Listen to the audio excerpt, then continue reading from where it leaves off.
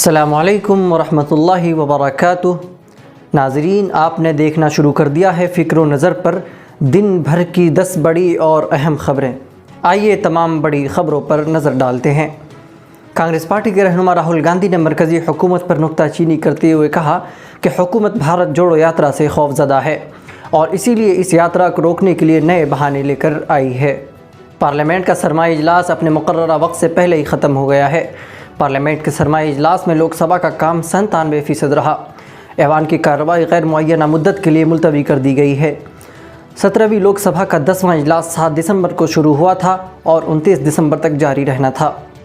Supreme court کی web site کے مطابق جسٹس ایس عبد النظیر کی صدارت والی 5 رکنی آئینی بینچ 2016 کے نوٹ بندی کے لیے فیصلے کو چیلنج کرنے والی عرضیوں پر 2 جنوری کو اپنا فیصلہ سنائے گی۔ جواہر لال نہرو یونیورسٹی کے سابق طلبہ union leader Umar Khalid jail سے باہر آ گئے ہیں۔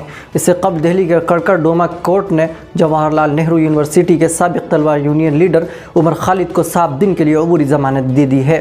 عمر خالد نے عدالت میں درخواست دائر کرتے ہوئے اپنی بہن کی شادی میں شرکت کے لیے 14 دن کی ضمانت طلب کی تھی۔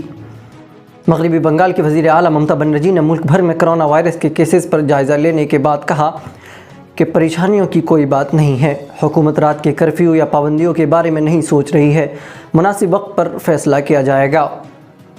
ملک میں گزشتہ 24 گھنٹے میں 10 ریاستوں میں اور 2 مرکز کے زیر انتظام علاقوں میں کرونا کے نئے معاملے سامنے آئے ہیں اور دیگر ریاستوں اور مرکز کے زیر انتظام علاقوں میں ان کی تعداد میں کمی آئی ہے۔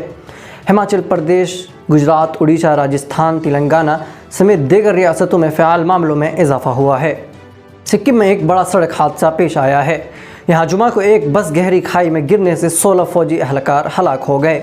موقع پر راحت اور بچاؤ کا کام شروع کر دیا گیا ہے۔ یہ حادثہ شمالی سکم کے لاچین سے 15 کلومیٹر دور جیما کے علاقے میں پیش آیا۔ پاکستان کے دارالحکومت اسلام آباد کے علاقے سیکٹر I-10 میں دھماکے کے نتیجے میں ایک پولیس اہلکار ہلاک اور 4 زخمی ہوئے ہیں۔ اقوام متحدہ نے جنوبی سوڈان میں تشدد اور سیلاب سے متاثر افراد کو 1.40 کروڑ امریکی ڈالر کی امداد پیش کی۔